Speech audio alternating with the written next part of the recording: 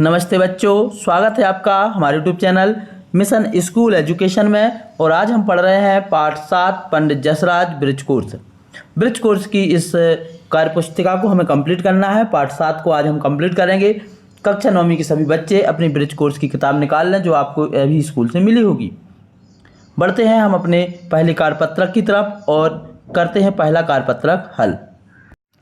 हम अपना कार्यपत्रक हल करें इससे पहले आप सभी से रिक्वेस्ट है, यदि आपको वीडियो पसंद आए तो इसको लाइक कर लें, साथ ही चैनल को सब्सक्राइब कर लें और अपने दोस्तों तक भी इसको शेयर कर दें ताकि सभी की जो ब्रिज कोर्स की किताब है वो कंप्लीट हो जाए, क्योंकि इससे हमारा 60% सिलेबस जो है तिमाही परीक्षा में आने वाला है। तो पहला प्रश्न है हमारा, श्रुतलेख द्वारा बोले गए शब्द शिक्षक द्वारा बोले गए शब्द लिखिए। श्रुतलेख है, आपको लिखना है शास्त्रीय, मेवाती, गायक, पंडित, जसराज, हरियाणा, हिसार, शुरुआती, पद्मश्री, पद्मभूषण, पद्म विभूषण, कृष्णाबाई, शैतानी, स्टेज, मंझले, कार्यक्रम, श्रोताओं, त्रिभुवन, विक्रम, नारायण और नवाजा। ये आपको लिखने हैं क्योंकि हमारे पाठ में एक कुछ कठिन शब्द आए हैं जिनकी स्पेलिंग भी हमको आनी चाहिए और इनके थोड़े थोड़े अर्थ पता होने चाहिए। जैसे हमारे यहाँ पे शब्द आए हैं पद्मश्री, पद्मभूषण, पद्म विभूषण। तो ये हमारे देश के सम्मान हैं। इसके ऊपर देश का एक और सम्मान होता है भारत रत्न, उसके बाद आता है पद्म विभूषण, उसके और नीचे आता है पद्म भूषण और फिर उससे नीचे आता है पद्मश्री। तो इनको भी हमको पता होना चाहिए, इनके बारे में जानकारी होनी चाहिए। अब हम बढ़ते हैं अपने कार्यपत्रक नंबर 2 की तरफ। और कार्यपत्रक नंबर 2 में स्पष्ट लिखा हुआ है, निम्नलिखित वाक्यों में रेखांकित शब्दों का उपयुक्त पर्यायवाची विकल्पों में से चुनिए। यहाँ पर विकल्प दिए गए हैं, हमको पर्यायवाची बताना है। पहला वाक्य है, अचानक चारों ओर आग प्रज्वलित हो गई। तो यहाँ पर जो आग शब्द है हमें इसका पर्यायवाची बताना है। तो उत्तर नंबर इसका जो होगा उत्तर होगा ख नंबर का विकल्प आपका अग्नि। शोभा, समीर और चिंगारी आग का पर्यायवाची नहीं है, अग्नि आग का पर्यायवाची है।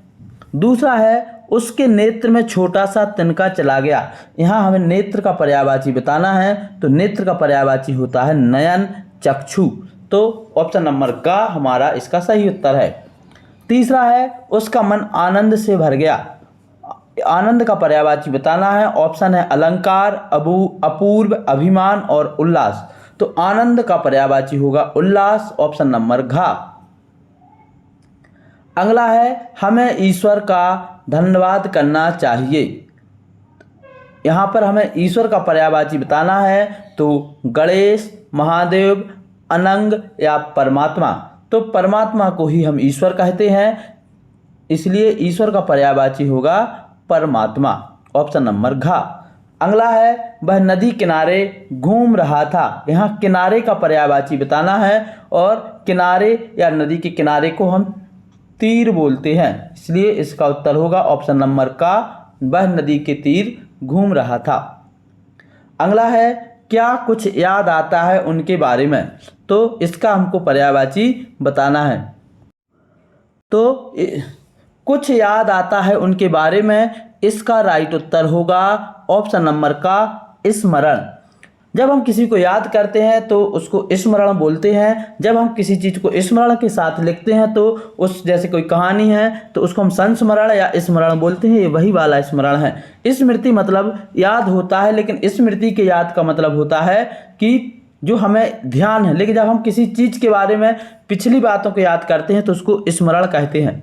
स्मृति मतलब बुद्धि होता है और स्मरण मतलब याद होता है। अगला है, छोटी उम्र में बहुत शैतानी करता था। यहाँ उम्र का पर्यायवाची बताना है, तो उम्र का पर्यायवाची है ऑप्शन नंबर का आयु। अगला है, आज भी उन्हें सम्मान से याद किया जाता है। तो सम्मान का पर्यायवाची बताना है, सम्मान का पर्यायवाची है आदर, ऑप्शन नंबर ख हमारा राइट उत्तर है।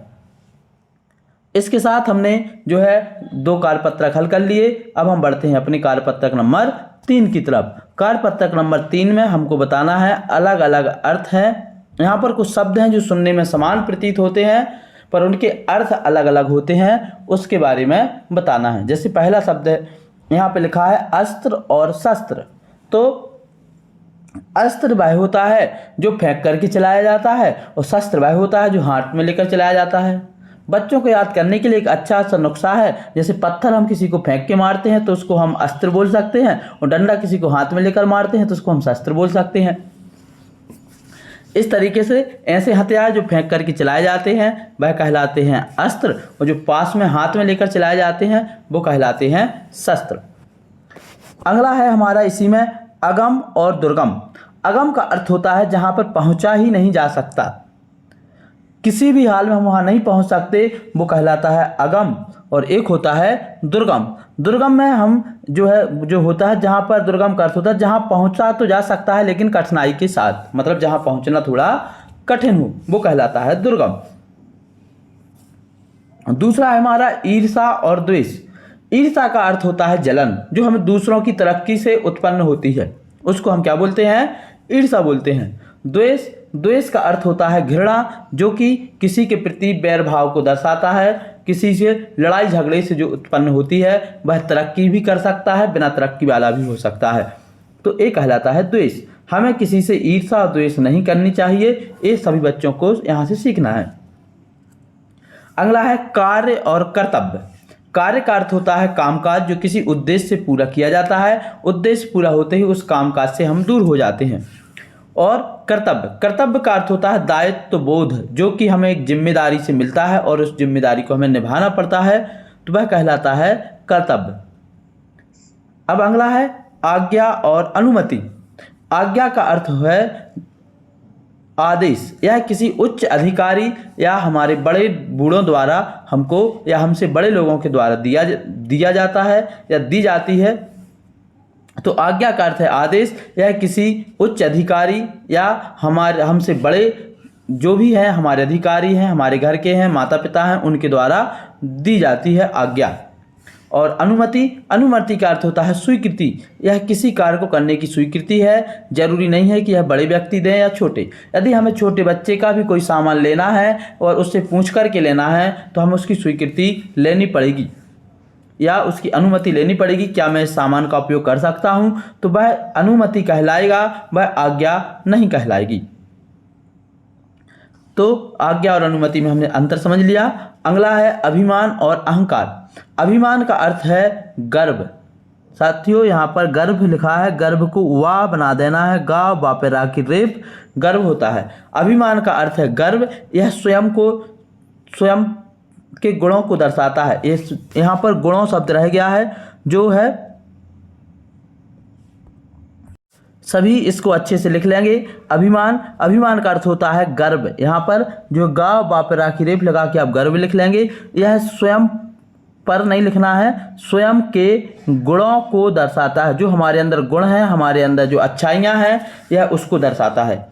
और अहंकार का अर्थ है अति गर्व, जिसको हम ओवर कॉन्फिडेंस बोलते हैं, स्वयं को दूसरों से श्रेष्ठ मानना, इसको दर्शाता है। इसको हम घमंड बोल सकते हैं। और हमको कभी भी अहंकार या ओवर कॉन्फिडेंस या घमंड नहीं करना चाहिए। हाँ, हमारी उपलब्धियां जो हैं उस पर हम गर्व महसूस कर सकते हैं कि इसको हमने हासिल किया है। लास्ट है नमस्ते और नमस्कार। नमस्ते आदर सूचक शब्द है, यह सबसे किया जा सकता है, छोटों से भी, बड़ों से भी, किसी अधिकारी से भी, किसी कर्मचारी से भी, आम आदमी से भी, किसी से भी हम नमस्ते कर सकते हैं। लेकिन नमस्कार भी आदर सूचक शब्द है, पर यह वरिष्ठ जनों से, गुरुजनों से, माता पिता से और अपने से बड़ों से किया जाता है। तो ये हो गया नमस्ते और नमस्कार में अंतर।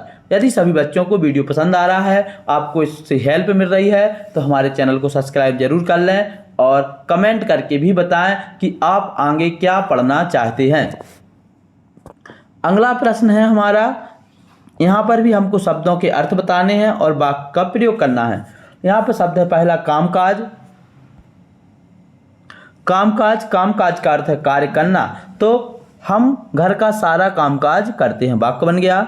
साधना का अर्थ होता है अभ्यास करना, तो वह परीक्षा में पास होने के लिए साधना करता है। ना में आ की मात्रा लगा लेना तो साधना हो जाएगा। मोहर का अर्थ होता है सील या ठप्पा। जिस वे में हमने यहाँ पे अर्थ आया था पाठ में कि उनको नेपाल के राजा ने मोहर दी थी, तो वह वाली मोहर जो है पैसे से संबंधित है, लेकिन मोहर का सामान्य अर्थ होता है सील या ठप्पा। मुझे अपनी अंक सूची पर आचार्य की मोहर या प्राचार्य की मोहर लगवानी है। ये हमारा वाक्य बन जाएगा। श्रोता, श्रोता मतलब होता है सुनने वाला। जैसे आप अभी हमारे वीडियो को सुन के पढ़ रहे हैं तो आप श्रोता हुए, और जो बोलता है वो कहलाता है वक्ता। तो श्रोता शब्द का अर्थ होता है सुनने वाला, और इसका वाक्य बनेगा वह भागवत पुराण का श्रोता है। लास्ट है शुक्राना। शुक्राना का अर्थ होता है थैंक यू, धन्यवाद। जो भी आप समझते हैं तो हिंदी अर्थ होगा इसका धन्यवाद करना। उसने मेरी मदद की, मैंने उसका शुक्राना अदा किया। इस तरीके से हमने ये वाले वाक्य बना लिए। सभी को समझ में आ रहे होंगे, बड़े आसान से वाक्य हैं। और अब अगला है हमारा कार्यपत्रक नंबर 5, अपनी रुचि के बारे में विस्तार से लिखिए।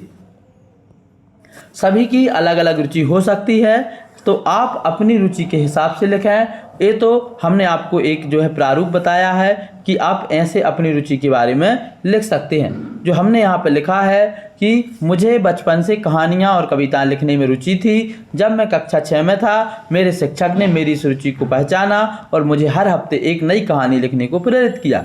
उन्होंने मुझे अपनी कहानियाँ कक्षा में सुनाने का अवसर दिया, जिससे मेरा आत्मविश्वास बढ़ा और मैं अपने लेखन कौशल को सुधारने की दिशा में और भी मेहनत की।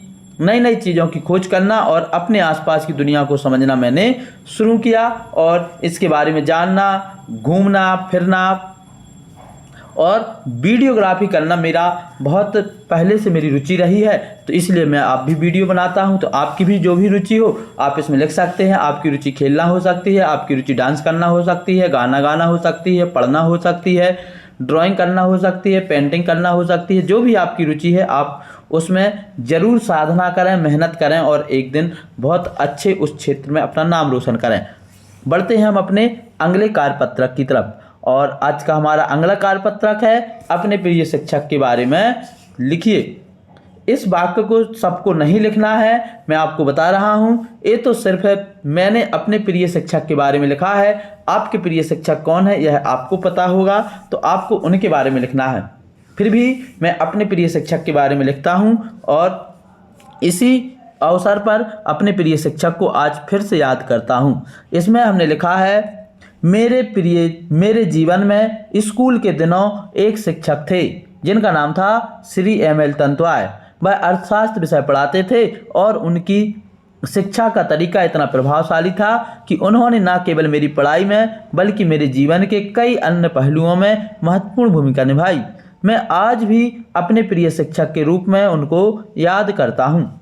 बहुत ही सरल और स्नेही व्यक्तित्व के धनी थे। उनकी आवाज़ में एक अद्भुत मिठास थी जो हमें उनकी कक्षा में ध्यान से सुनने के लिए प्रेरित करती थी। वह हमेशा बच्चों के साथ बेहद प्यार से पेश आते थे। उन्होंने न केवल मेरी पढ़ाई को बेहतर बनाया बल्कि मुझे जीवन के महत्वपूर्ण गुणों से भी अवगत कराया। उनके स्नेह, प्रोत्साहन और अनुशासन ने मुझे एक बेहतर विद्यार्थी और व्यक्ति बनने में महत्वपूर्ण भूमिका निभाई। आज भी जब मैं अपने जीवन में कोई उपलब्धि हासिल करता हूं तो मुझे उनकी याद आती है और मैं उन्हें दिल से धन्यवाद देता हूं। उन्होंने मेरी ज़िंदगी को सही दिशा देने में महत्वपूर्ण भूमिका निभाई और मैं हमेशा उनका आभारी रहूँगा। मैं जब भी उनसे मिलता हूँ तो आज भी उनका आशीर्वाद उनके चरण स्पर्श करके लेता रहता हूँ। तो ये हमने अपने प्रिय शिक्षक के बारे में बताया। हो सकता है आपके प्रिय शिक्षक ने भी आपके जीवन में कुछ ऐसी दिशा दी हो कि आप जो है बहुत आगे बढ़ने की सोचने लगे हों। अभी तो आप स्कूल में हैं, तो अभी भी आप जिन भी शिक्षकों के सानिध्य में पढ़ाई कर रहे हैं तो उनसे सीख लेकर के आगे बढ़ सकते हैं, जैसे कि हम बढ़े हैं। आज के इस वीडियो में इतना ही। कैसा लगा आपको वीडियो हमें कमेंट करके ज़रूर बताएं। वीडियो अच्छा लगा है तो लाइक ज़रूर कर दें और शेयर भी कर दें। आज के इस वीडियो में इतना ही। जय हिंद।